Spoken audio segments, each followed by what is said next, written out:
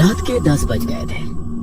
Mental hospital के room में एक सिस्टर रात की शिफ्ट का राउंड ले रही थी। राउंड लेते लेते वो रूम नंबर 11 के पास आके पहुंच गई। सिस्टर ने धीरे से दरवाजा खोला।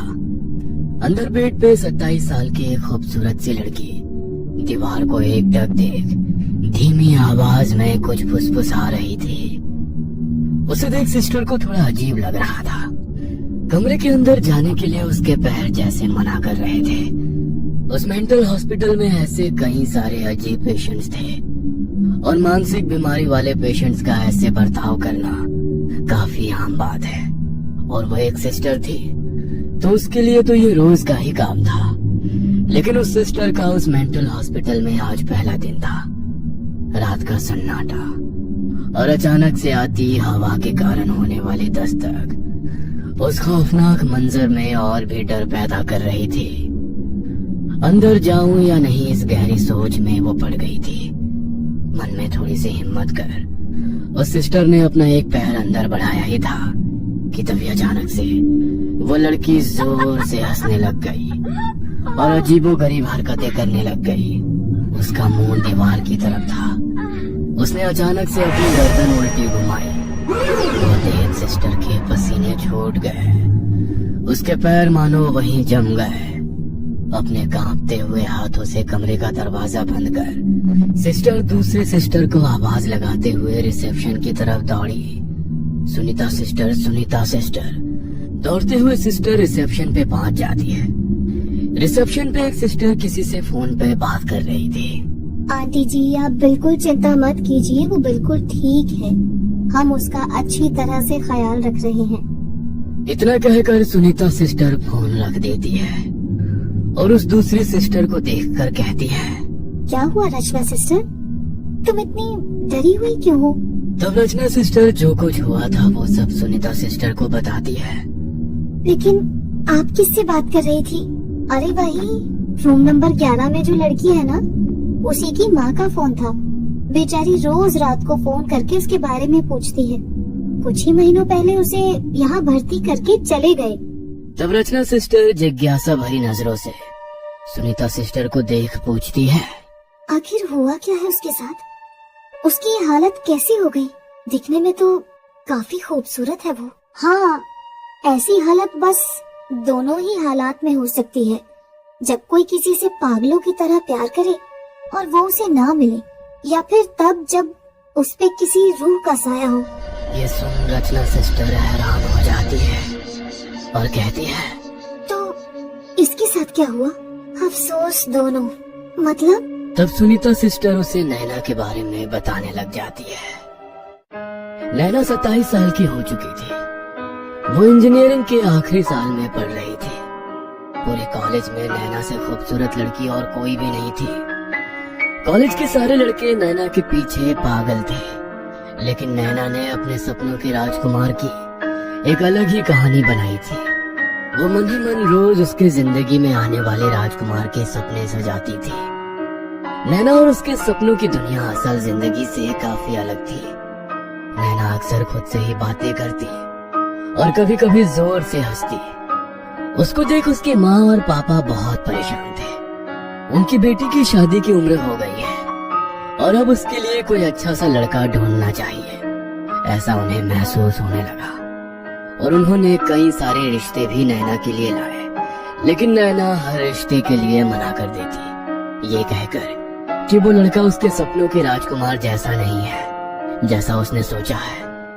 काफी सारे रिश्तों को बार बार मना करने के कारण नैना के लिए रिश्ते आने अब बिल्कुल ना के बराबर हो गए थे। इस बात से नैना के माँ और पापा बहुत परेशान थे, लेकिन नैना इस बात से बिल्कुल अनजान अपने ही सपनों की दुनिया में मगन थी। रात का समय था। रात के लगभग 12:30 बजे थे, लेकिन नैना अभी भी जाग रही थी। उसके कमरे की बत्ती अभी भी जल रही थी। नैना अपने कमरे के खिड़की के पास बैठे खिड़की से बाहर देखे अकेले ही मुस्कुराते हुए अपनी डायरी में कुछ लिख रही थी। उसे अक्सर डायरी लिखने की आदत थी। उस डायरी में उसने अपने होने वाले लाइफ पार्टनर के बारे में सब कुछ लिखा था। वो डायरी नैना के दिल के बहुत करीब थी, इतनी कि नैना की जान उसमें बस गई थी। वो मुस्कुराते हुए उस डायरी में कुछ लिख रही थी। नैना की ये हरकतें उसके माँ और पापा के लिए कुछ नई नहीं थी, इसलिए वो इस बात की तरफ ज्यादा गौर नहीं करते थे। अगले दिन नैना कॉलेज जाती है।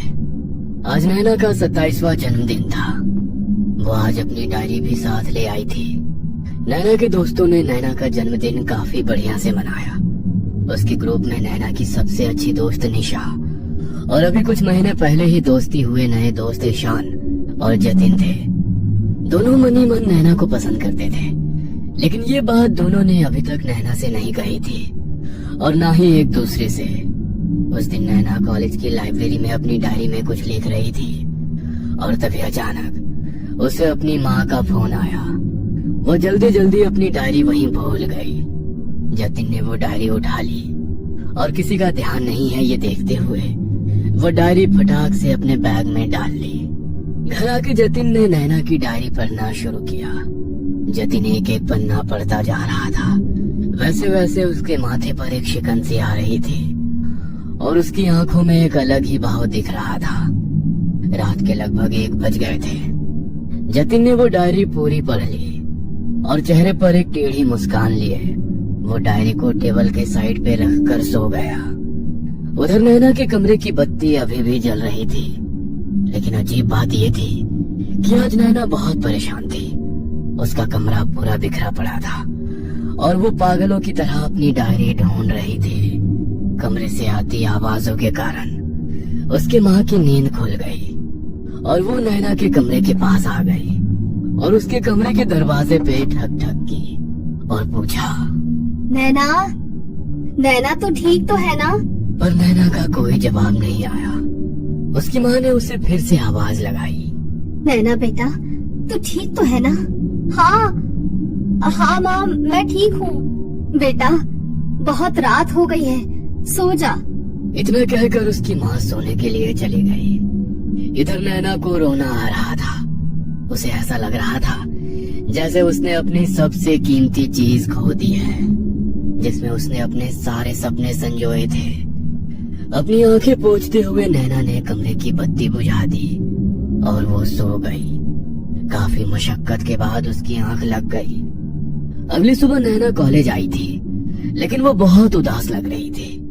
उसे उदास देख निशा ने उससे पूछा, क्या हुआ नैना, तुम इतनी उदास क्यों लग रही हो? निशा, मेरी वो डायरी तुम्हें याद है जिसमें मैं अपनी सारी बातें लिखती थी?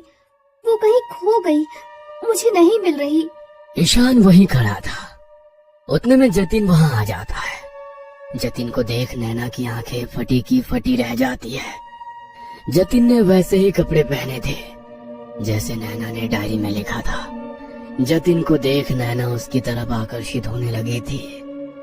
एक तरफ उसे डायरी खोने का गम था, लेकिन दूसरी तरफ उसे अपने सपनों का लाइफ पार्टनर मिलने की खुशी भी हो रही थी।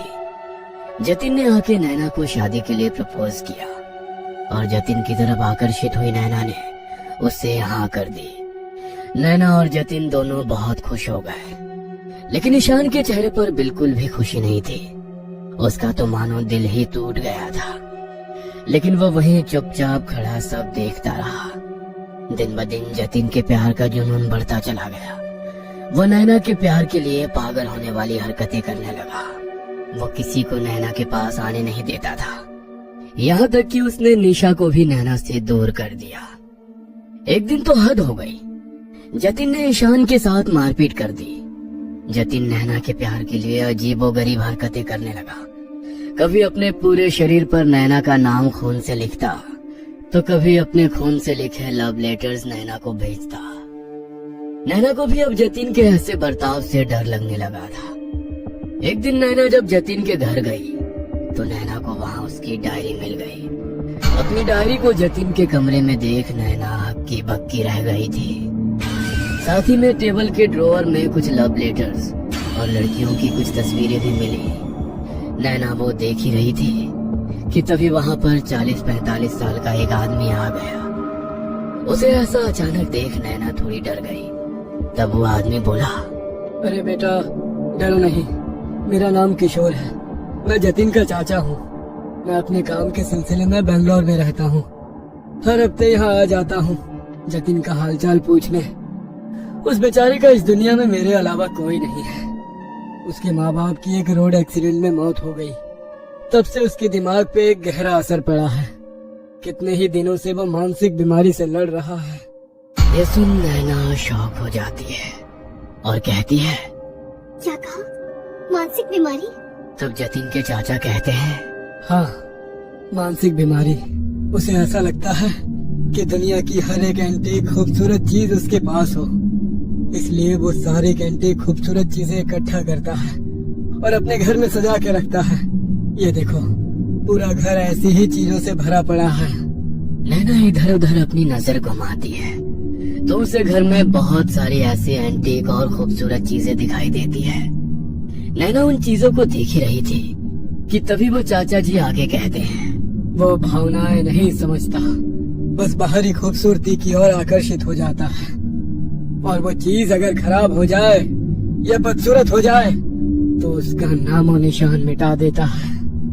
जतिन के चाचा की बातें सुनकर नैना अंदर से पूरी तरह हिल चुकी थी। नैना ड्रॉअर में पड़े फोटो चाचा जी को दिखाते हुए पूछती है, और ये तस्वीरें किसकी है? तब वो चाचा कहते हैं, बेटा, ये जतिन की पहली गर्लफ्रेंड की तस्वीरें हैं। इन सब से मैं बस एक ही बार मिला हूँ। हर बार मुझे उसके साथ कोई नई लड़की दिखाई देती थी। पता नहीं उनका क्या हुआ, वो कहाँ गई। मैंने कभी उससे ज्यादा पूछा ही नहीं, क्योंकि डॉक्टर ने जतिन से ऐसी कोई भी बात करने से मना किया था जिससे उसे गुस्सा आ जाए, नहीं तो वो गुस्से में आकर कुछ भी कर सकता है। नैना उन तस्वीरों को देख रही थी। हालांकि उन सभी तस्वीरों में एक बात कॉमन थी कि उन तस्वीरों में से वो सारी लड़कियां बेहद खूबसूरत थी।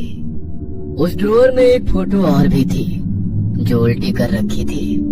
नैना ने अपने कांपते हुए हाथों से वो तस्वीर उठाई और देखने लगी। वो तस्वीर देख नैना की आंखें फटी की फटी रह गई। वो तस्वीर किसी और की नहीं बल्कि उसकी खुद की थी। अपनी तस्वीर को उस ड्रॉअर में देख नैना के शरीर के मानो रोंगटे खड़े हो गए। धीरे धीरे अब सारी बातें नैना के समझ आ रही थी। नैना से अब वो सब बर्दाश्त नहीं हो रहा था। नैना भागते हुए अपने घर आई और अपने कमरे का दरवाजा बंद कर एक कोने में बैठ गई। वो जोर से चीखना चाहती थी लेकिन उसके मुंह से आवाज ही नहीं निकल पा रही थी। तभी सामने पड़ा उसका फोन बजने लगता है। जतिन का फोन आ रहा था। 10-12 रिंग होने के बाद भी नैना ने फोन नहीं उठाया। नैना के अंदर अब वो हिम्मत ही नहीं थी कि वो उससे बात करे। कई दिन बीत गए। नैना कॉलेज नहीं गई और ना ही किसी से मिली और ना ही किसी से कोई बात की। बस अपने कमरे का दरवाजा बंद कर अकेली अपनी डायरी को देखती बैठती रही। आज पहली बार उसे अपनी डायरी से नफरत होने लगी थी। उसी दिन अखबार के पहले पन्ने पर एक न्यूज आई थी कि एक लड़की के प्यार में निराश होकर एक लड़के ने अपनी बिल्डिंग से कूदकर अपनी जान दे दी। उस न्यूज के साइड में जतिन की तस्वीर छपी हुई थी। वो देख नैना पूरी तरीके से शॉक हो गई। उसे ऐसा लग रहा था मानो उसके शरीर से पूरी ताकत ही चली गई। नैना ने अब कॉलेज जाना भी छोड़ दिया। दिन भर बस अपने कमरे में बैठकर दीवारों को देख धीमी आवाज में कुछ बड़बड़ाती रहती थी। मैंने कुछ नहीं किया, प्लीज मुझे छोड़ दो। हर जगह नैना को बस जतिन की रूह दिखाई देती थी और वो उसे हंसते हुए कहता था, नैना, मैं आज भी तुम्हारा इंतजार कर रहा हूँ, तुम सिर्फ मेरी हो। सुनीता सिस्टर की बातें सुनकर रचना सिस्टर हैरान हो गई थी। रात का वो सन्नाटा और वो खौफनाक किस्सा रचना सिस्टर के दिल में डर पैदा कर रहा था। उतने में हॉस्पिटल की सारी लाइट्स बंद चालू होना शुरू हो गई और अचानक से हॉस्पिटल की सारी बिजली चली गई। रचना सिस्टर अब काफी डर गई थी। उसने डरते हुए अपना मोबाइल निकाला और अपने मोबाइल की टॉर्च शुरू की और सुनीता सिस्टर को आवाज देने लगी। सुनीता सिस्टर, सुनीता सिस्टर, आप यही है ना? लेकिन सुनीता सिस्टर का कोई जवाब नहीं आया। उतने में रचना सिस्टर को टेबल की साइड पे रखा एक पेपर नोट मिला। नोट में लिखा था, कि रचना, मुझे एक इमरजेंसी की वजह से कहीं दूर जाना पड़ रहा है। तुम्हारा फोन नहीं लग रहा था, इसलिए ये मैसेज रख रही हूँ। मैं 1 घंटे में वापस आती हूँ। ये पढ़कर रचना सिस्टर को ऐसा लग रहा था मानो उसके पूरे शरीर से किसी ने उसकी जान ही निकाल दी हो। अपनी डर भरी निगाहों से रचना सिस्टर इधर उधर देख रही थी। तभी अचानक एक कोने में उसे किसी की परछाई दिखाई देती है। वो कोई जतीन की रूह थी, जो अपने चेहरे पर एक टेढ़ी मुस्कान लिए रचना सिस्टर को देखकर कहता है, वैसे तुम भी काफी खूबसूरत हो और खूबसूरत चीजों पर बस मेरा हक है। इतना कहकर वो जोर जोर से हंसने लगता है। सपनों की दुनिया और असल जिंदगी में बहुत फर्क होता है, इतना कि कभी कभी वो जिंदगी और मौत की हदें भी पार कर देता